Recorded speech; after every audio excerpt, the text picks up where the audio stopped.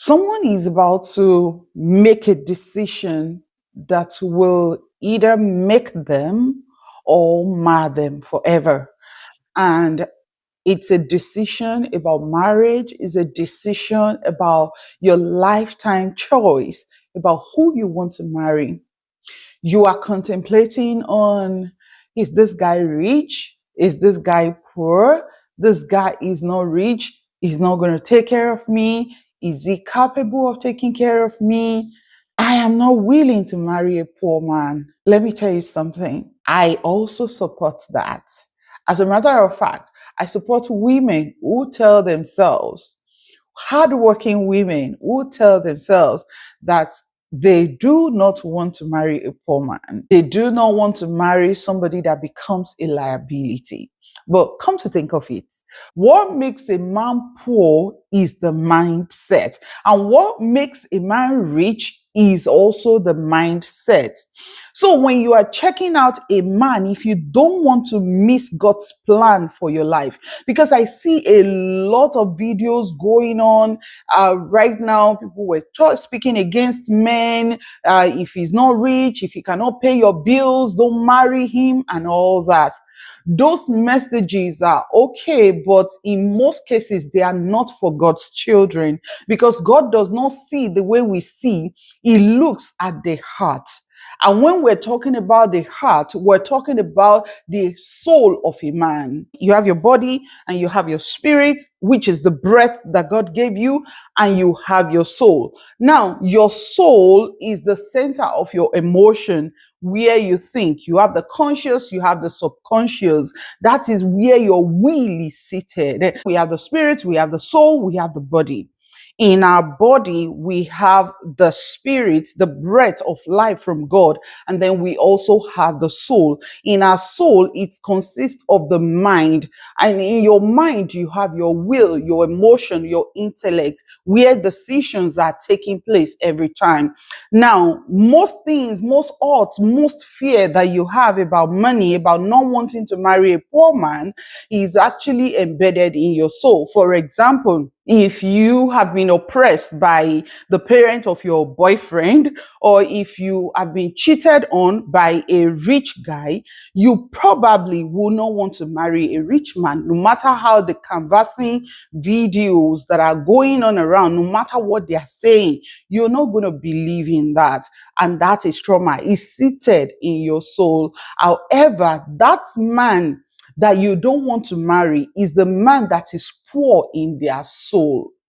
If a man is poor in their soul, because the Bible says that I wish above all things that you prosper and be in health, even as your soul prospers. So your soul, the prosperity in your soul will be manifested as a prosperity in the physical.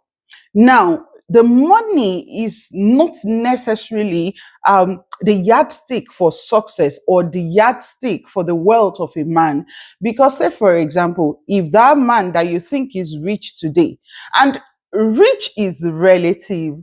When we were young, the people that we thought were rich were not actually rich. They're just average people. They're just average, everyday people. But because of where we are, because of our level, we can only see. Somebody will say, my Yoruba people say, you can't see beyond your nose, because that is all you could see at the time. So what am I saying? Wealth is equal to the mindset of a man.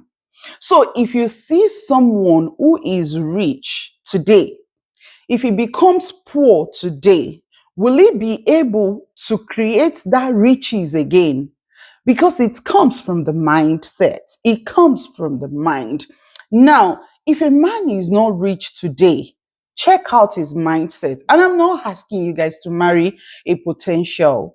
I am not asking you to marry someone who sleeps all day and never want to do anything. No, I'm not saying that.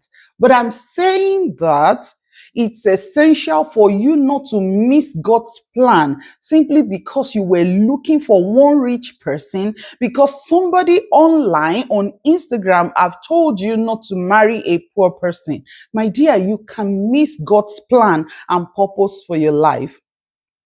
I have seen so many of our God's general that we see around today. They were not like that when they got married. In fact, some of them don't have more than two trousers and two shirts when they married their wife. I remember Bishop Idaosa, in one of his messages on their wedding day, he said they have a portmanteau, a box, and then he puts it on his head and he was walking with his wife. But look at how rich he was as at the time he went to be with the Lord. These messages of don't marry a poor person is not for God's children, because God does not see the way we see. If a man maltreats you because you're richer than him, because from the foundation of the world, women have been rich. Let's look at this woman in 2 Kings chapter 4 and verse 8 to 37. If you have time, go read it. But I'm going to read verse 8 alone. The Bible says, one day Elisha went to Shunem, where a rich woman lived. The Bible did not say where a rich man lived. Let's look at Proverbs 31. I mean, many of us were still running after this woman called the virtuous woman, because I know I'm not there yet. But I'm going to read some of the amazing things about this virtuous woman. The Bible says, how hard is it to find a capable wife? She is what I'm reading from Good News Bible. Say she's worth far more than jewels. Her husband puts his confidence in her, and he will never be poor. The Bible says in verse 12, Proverbs 31, I'm reading verse 12, say, as long as she lives, she does him good and never harm. She brings home food from out of the way places as merchant ships do. She gets up before daylight to prepare food for family and to tell our servant women what to do. I'm sure that's not me. Some of you know that. And then the Bible says in verse 16, she looks at land and buys it. And then with money she has earned, she plants a vineyard. Now, something captures my heart a lot for most of us women, and this is who many of us are. We might not be everything here in this Proverbs 31, but many of us are at this point. The Bible says she is hard worker. She's a hard worker, strong and industrious. Pastor Bimbo of blessed memory said something. If you marry an irresponsible man, you are irresponsible. And that is the truth. If you are an industrious woman, if you are a strong, hardworking woman, you will possibly attract the same energy, the same kind of man. What makes hardworking women attract a lazy man naturally is pure trauma, because they are afraid of getting that right person.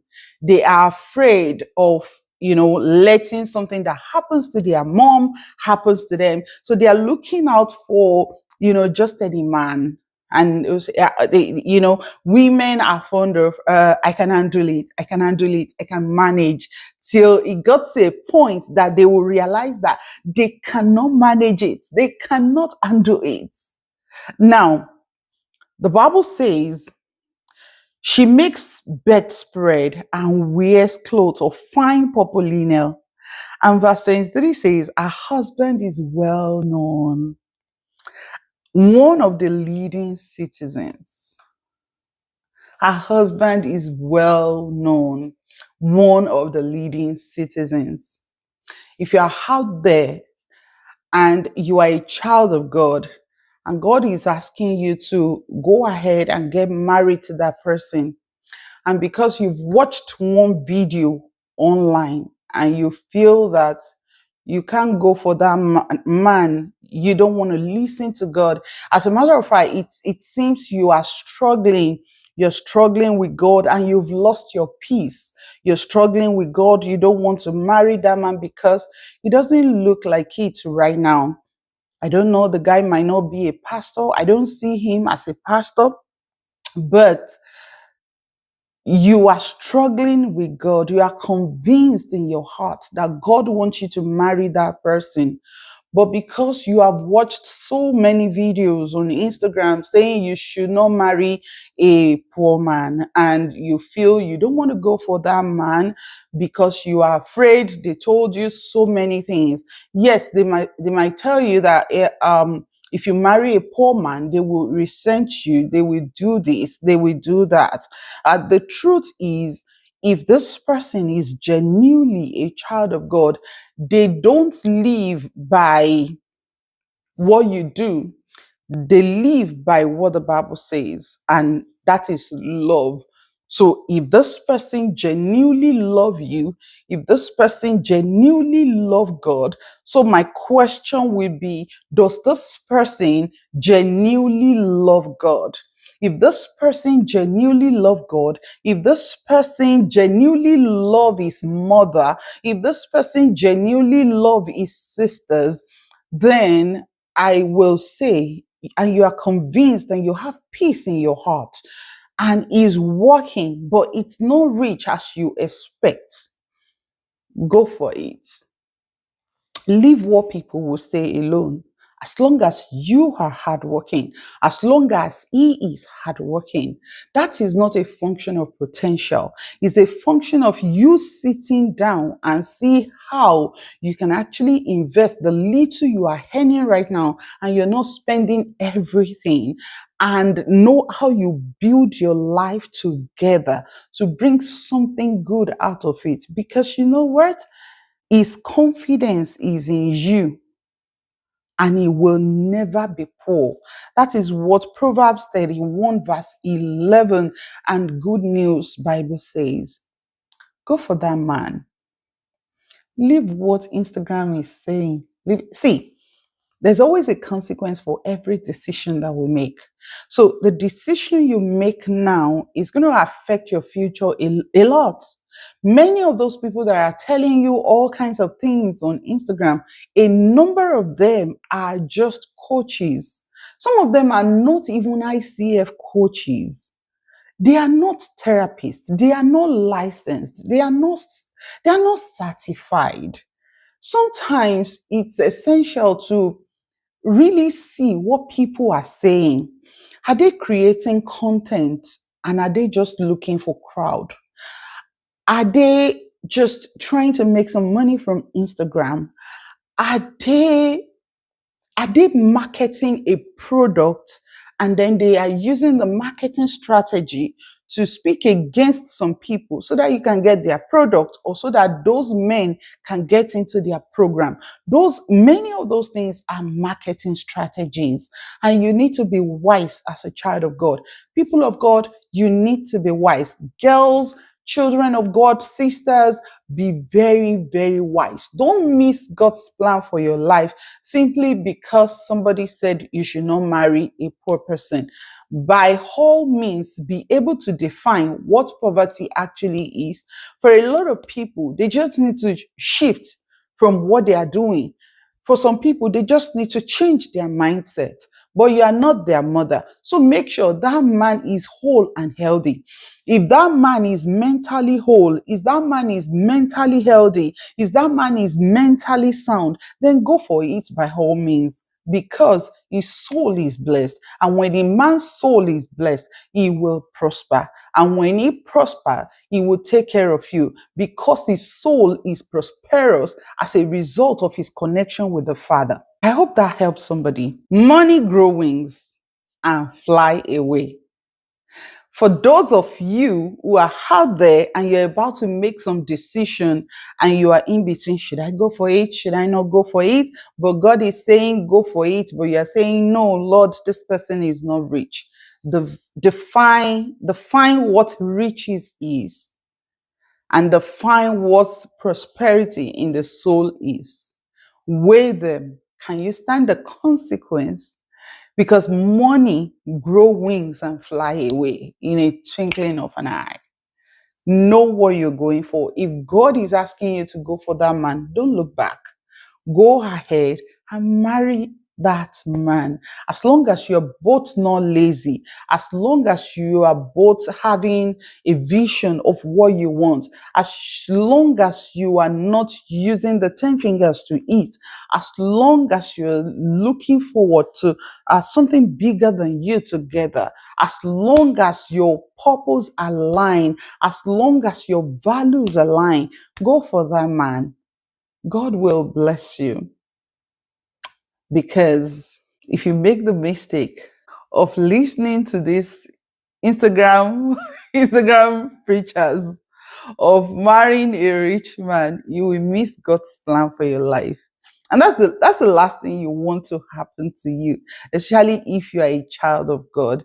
Don't worry, money will come. He owns the cattle on 1,000 hills. If you don't have today, you will have tomorrow. You will, I tell you, you will. As long as you're not lazy, as long as he is not lazy, you will have tomorrow. I hope this helps somebody. I'll see you in the next one. Bye for now.